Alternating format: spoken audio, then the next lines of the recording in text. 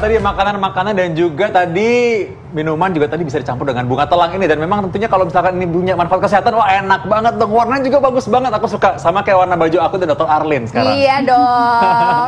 Tapi jangan lupa nih untuk pemirsa yang lagi nonton, Anda juga bisa langsung telepon yang menghubungi kita di sini dan juga langsung nanya-nanya nih sama dokter, apalagi mengenai bunga telang. Nah, Anda bisa bertanya langsung mengenai racikan herbal bunga telang. Nah, tadi dokter, ada yang belum jawab tadi. Iya, ada yang belum dijawab nih. Katanya nih dokter, mitos atau fakta, konsumsi bunga telang itu dapat menurunkan kolesterol. Ini fakta atau mitos? Ya, fakta. Fakta. Senang banget dong bagi orang-orang yang mungkin senang gorengan dan yang lain-lain ya. Senang banget tuh. Fakta ya dok? Iya, fakta. Jadi konsumsi gorengan sama bunganya. Gorengannya dihirup aja, yang dimakan bunganya. Itu ciri khas dokter Vito. Gimana? Kalau makan gorengan ya jangan berlebihan lah, tetap ya secukupnya aja. Nah, kalau bunga telang ini memang kan dia sebenarnya kaya akan zat-zat antioksidan. Nah, itu membantu memang menurunkan kadar kolesterol jahat gitu ya, trigliserida. Kemudian dia melancarkan pencernaan. Jadi kalau asupan kita banyak mengandung lemak, akan lebih cepat dikeluarkan juga gitu. Itu harus dimakan nggak? Misalkan sama yang ya misalnya dimakan sama-sama dengan makanan yang mungkin kadar kolesterol tinggi, kan ini kan mungkin banyak orang yang pastinya gimana caranya nih makannya, apa mungkin tiap hari diminum gitu buat turun kolesterol? Iya gimana tuh? Apakah ramuannya sama nih sama kayak si gula darah tadi yang kita bikin? Jadi ini diminum setiap hari. Sebenarnya tergantung ya, kalau kadar kolesterol kita masih bagus, masih normal, itu cukup 1-2 kali. 1-2 kali sehari, satu gelas seperti ini ya dok ya? Tapi kalau memang ternyata sudah tinggi ya 3 kali ya. Kalau misalkan orang yang sudah minum obat kolesterol nih, boleh nggak sambil minum ini juga? Boleh, pasti boleh. Kan gitu kan orang baru nanya ya biasanya, oke. Boleh membantu, tapi ya itu tadi ya, biasanya herbal dengan obat-obat modern itu di jaraknya itu 2 jam.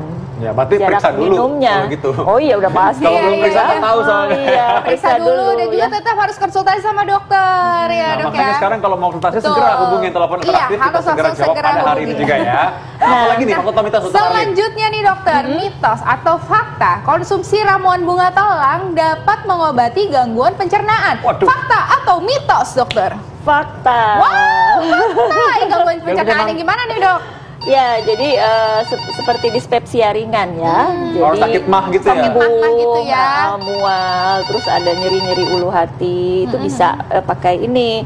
Tapi lebih bagus juga kita campur dengan jahe. Oh, dicampur dengan jadi campur jahe juga bisa. Iya. Dicampur. Karena jahe juga melegakan tenggorokan. Ini nih, ada telepon. Kita ngomongin langsung, tapi kita mau tahu resepnya gimana. Sekarang kita terima dulu telepon berikut ini. Silakan Dr. Arlin. Tanya, jawab belum? Kita terputus. Yaudah, nggak kita ngomong lagi nanti. Kendala teknis. Ini gimana? Nanti telepon lagi.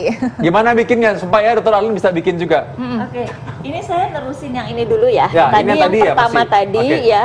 Ini yang khasiatnya paling banyak ya, dan ini disebut sebagai blue tea ya. Karena warnanya biru ya. Dan lebih enak pakai serai ini ya. Serainya digeprek terus dicampur dengan air mendidih. Baik, boleh lihat dulu nggak dok ini dok? Iya. Nah ini nih ujungnya lihat ya. Ujungnya jadi bukan serai yang, kalau serai utuh kan begini. Ya ini sempat digeprek dulu tadi. Ya. Supaya ini apa, ada rasa, ada aroma serainya juga. Iya, ada aroma serainya juga ya. Dan juga jangan lupa tadi disaring dulu ya. Iya, disaring dulu. Disaring dulu. Nah, bagus juga kita pakai jeruk nipis ya, perasan jeruk nipis. Nanti kita lihat ada perubahan ya, coba deh. Oke, baik. Ini jadi dicampur jeruk nipis, boleh campur air nggak? Campur es gitu boleh berarti ya? Boleh. Jadi di India tuh biasa buat minuman penyegar. Kalau habis makan atau habis panas-panasan, lihat ada perubahan warna. Oh iya, berubah. Jadi yang tadinya biru jadi ungu berubah ya. Wow. Ya, jadi ada perubahan pH, dia akan berubah dari jadi biru agak jadi sedikit ungu. lebih asam ya. Oke, nah ini kan untuk gula darah. Gula darah, kolesterol, kemudian anti aging juga. Oh, ini juga bisa untuk gula darah, kolesterol, anti aging juga. Iya. Nah, untuk yang jahe gimana nih dokter? Tadi kan dokter juga sempat ini nih ngobrolin tentang jahe. Kalau dengan jahe itu sebenarnya sama ya. Caranya cuma kita pakai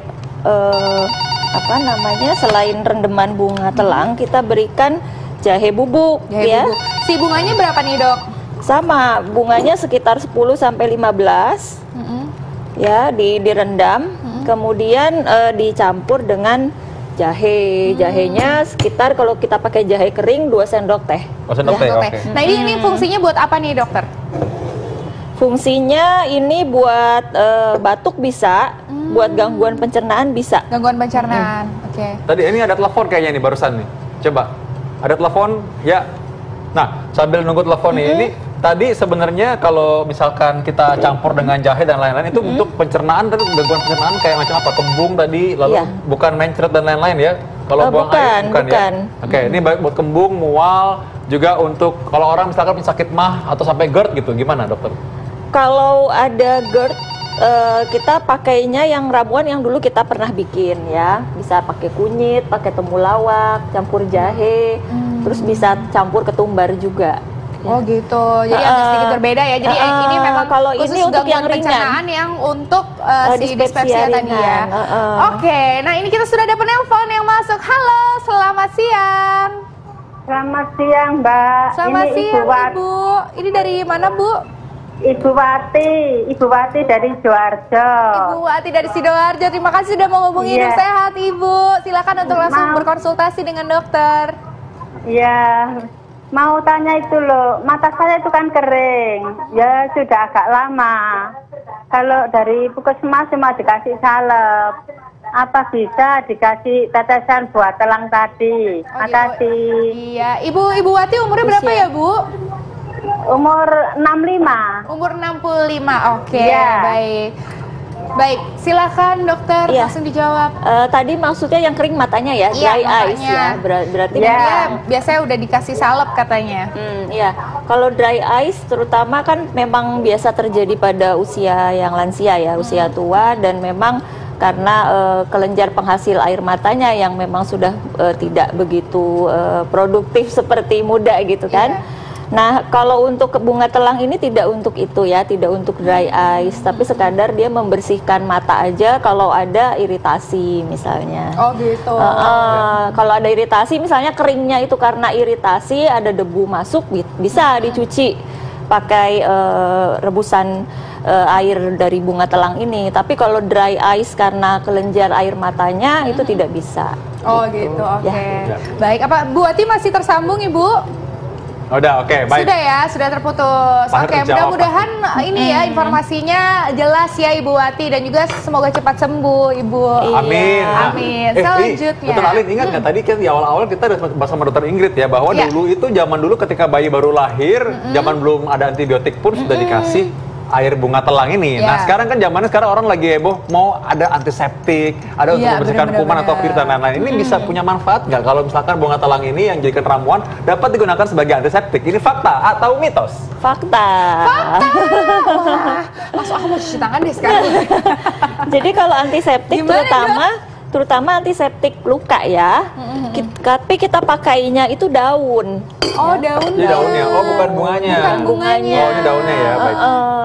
Jadi kita rebus, ya, tergantung jumlah airnya ya. Kalau airnya hanya 1 gelas, kita pakai 5 lembar aja daunnya.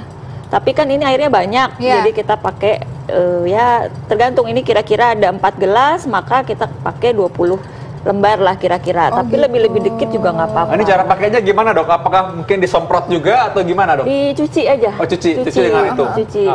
Ini menggantikan alkohol nggak?